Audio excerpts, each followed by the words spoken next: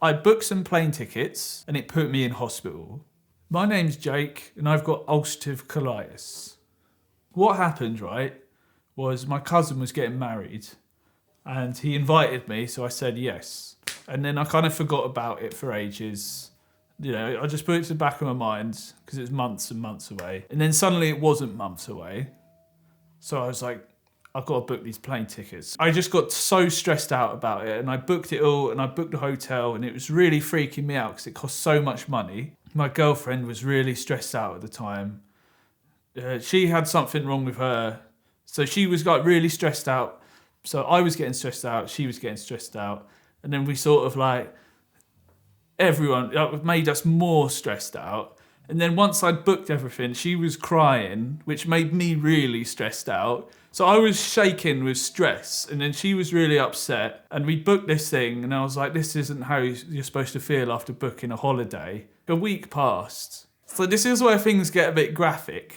I started noticing changes, which is sort of like typical symptoms that you're flaring with bowel disease. You start seeing this thing called mucus when you go to the toilet, and that's the first sign that something's going wrong.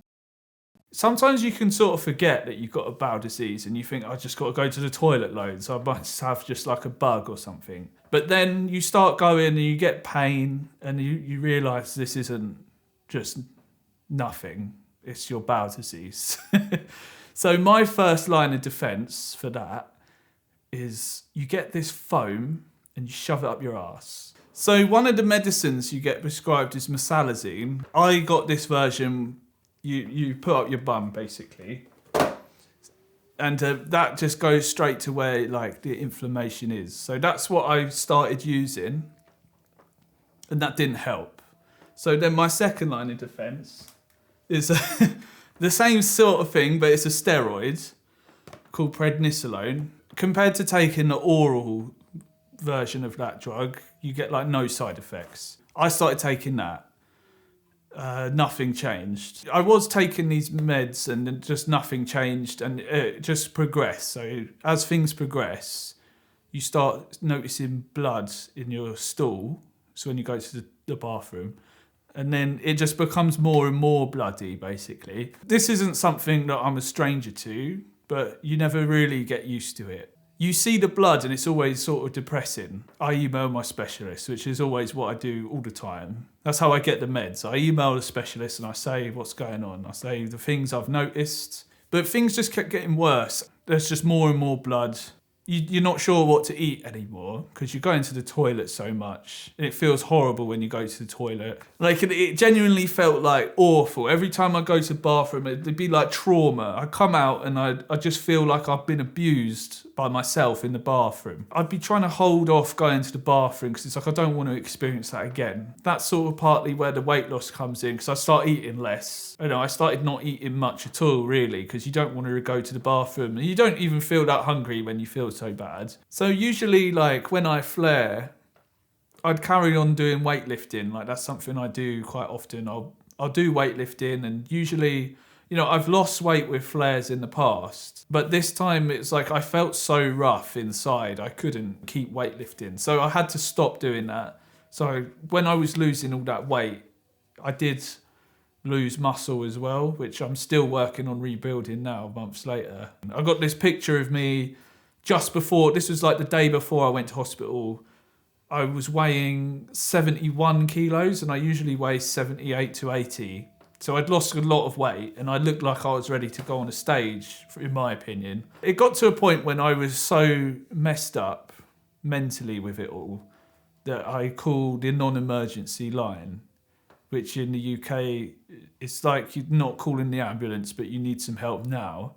Yeah, I went to see a doctor and the problem is they don't know what to do with you because they're not specialists. And she said, basically wait to talk to your specialist. So I didn't get much help with that.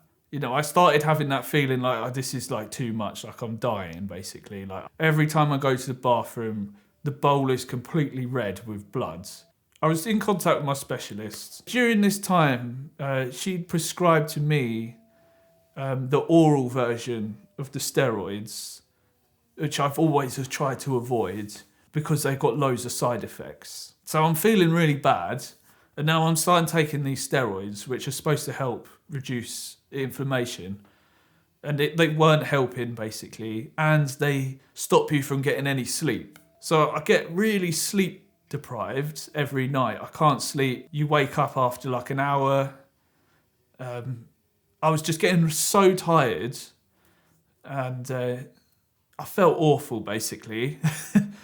So my specialist during this time told me to do a stool sample, which is, I always feel really degrading about that, because you basically have to give the hospital a little sample of your stool. You can imagine like you're going to have to collect that. So it's not very like, I hate doing that. And I always end up putting it off for ages because I just don't want to deal with it.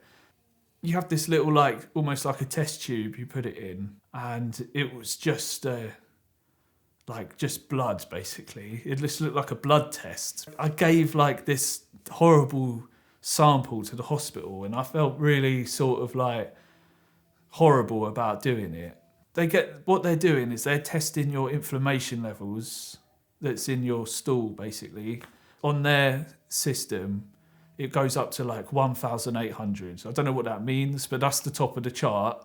And I basically topped out the chart. So I was like so inflamed that it wasn't registering basically, because it was off the charts of inflammation. So yeah, that's when it did freak me out. I got the email and it was like, go to hospital. Like just go walk in. There was this, it's not A&E. It was like, it's called something else. It's right next to A&E, but it's where you go and you just admit yourself. So that's when I had to just basically I had to just pack my things and go to hospital basically. If I didn't go to hospital, like I don't know I don't know what would have happened, because going to hospital led to the meds that I'm on now. I could have got worse. I don't know, but things weren't looking that good. So I probably needed to go. I did need to go to hospital. But yeah, that's how I ended up in hospital. It just you get like this stressful event, and it seems, from my experience, it seems like it affects your body like a week later. You start noticing things. And for anyone, you might get like problems with the gut from being really stressed. And then like that just gets worse and worse for me. And then it never gets better, and you have to take medication to stop it. That was my journey into hospital. And I'm going to talk to you about my time in hospital, but you'll have to watch the next video. Thank you for listening to my story about going to hospital. If you've got any questions, or you want to hear more about any of the topics I brought up, or you want to bring up something else and ask me something about that, then feel free to leave a comment below, and I'll see you in the next video.